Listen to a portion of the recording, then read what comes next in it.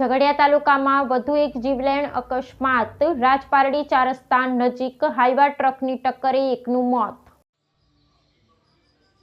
ઝઘડિયા તાલુકામાં વધુ એક જીવલેણ અકસ્માત। રાજપારડી 4 રસ્તા નજીક હાઈવા ટ્રકની ટક્કરે એકનું મોત। રાજપારડી 4 રસ્તા પર ચારે તરફ ગતિ અવરોધક બનાવવા પ્રબળ બનતી માંગ। ભરૂચ જિલ્લાના ઝઘડિયા તાલુકામાં વધતા જતા અકસ્માતો ચિંતાજનક બન્યા છે। મોટે ભાગે રોજ કોઈને કોઈ અકસ્માતની ઘટના સામે આવે છે।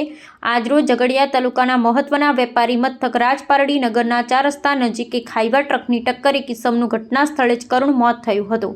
આ અંગે પ્રાથમિક ધોરણે મળતી વિગતો અનુસાર આજરોજ સવારના લગભગ 11 વાગ્યાના અરસામાં અકસ્માતની આ ઘટના બની હતી। મળતી વિગતો મુજબ અકસ્માતની આ ઘટનામાં રાજપારડી નજીકના સારસા ગામનો રમેશભાઈ વસાવા નામનો ઈસમ રાજપારડી 4 રસ્તા નજીક એક હાઈવા ટ્રકના પાછળના વ્હીલ નીચે આવી જતા તેનું ઘટના સ્થળે જ મોત થયું હતું। અકસ્માતની જાણ થતાં ઘટના સ્થળે લોકટોળા ઉમટ્યા હતા તેમજ મૃતકના પરિવારજનો પણ ઘટના સ્થળે દોડી આવ્યા હતા।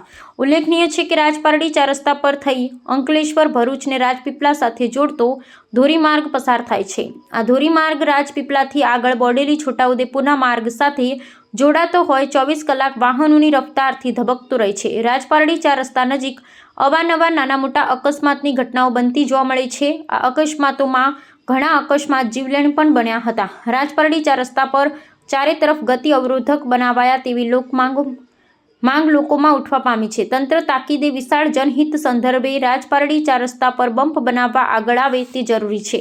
રિપોર્ટર ઇરફાન ખત્રી, ઝઘડિયા, વાત્સલ્યમ સમાચાર। રાજપારડી ચોકડી પર વધુ એક હાદસો। આજે જાણે માણસની કોઈ કિંમત રહી નથી તેમ માણસ મરીતા રહી રહ્યા છે અને સરકાર દેખી રહી છે। રાજપારડી ચોકડી ઉપર વારંવાર અકસ્માતોની વણઝાર સર્જાય છે। સરકારને જણાવવામાં આવેલ કે બમ્પની જરૂર છે, એક પણ બમ્પ રાજપારડી ચોકડી પર રાખેલો નથી। આટલી મોટી ટ્રકો જઈ રહી છે, માણસની કોઈ કિંમત રહી નથી। થોડા જ સમય પહેલા અમે કીધું હતું કે રોડ એકદમ ખરાબ હાલતમાં છે, ધૂળ ઉડી રહી છે, તો છતાં આજ દિન સુધી કોઈ એક્શન લેવામાં નથી આવ્યું। આ એક વધુ એક હાદસો, માણસ મરી ગયો છે। ઘણા આવા હાદસા બનેલા છે રાજપારડી ચોકડી પર, પરંતુ કોઈ પણ બમ્પ અત્યાર સુધી લગાવવામાં આવ્યો નથી। તો શું આ રીતે ચાલશે? રાજપારડીના માણસોની કોઈ કિંમત જ નથી, કોઈ પણ સાંભળવા તૈયાર નથી, તો શું માણસે જીવવાનો અધિકાર નથી? રાજપારડી ચોકડી પર આજે ધૂળથી ભરેલું સામ્રાજ્ય છે, કોઈ પણ નાસ્તાની લારીઓ પર ઊભું રહી શકાય એ હદ સુધી ધૂળ ઉડી રહી છે અને આજે એક માણસ મરી ગયો છે। તો સરકાર જાગે, વારંવાર રજૂઆત છે છતાં બી અમારા રાજપારડી ગામને કોઈક તો હાર બનો, કોઈક તો આને કંઈક તો કંઈક કરો, તો જેથી કરીને માણસની જીવનની કોઈ કિંમત થાય। બસ એ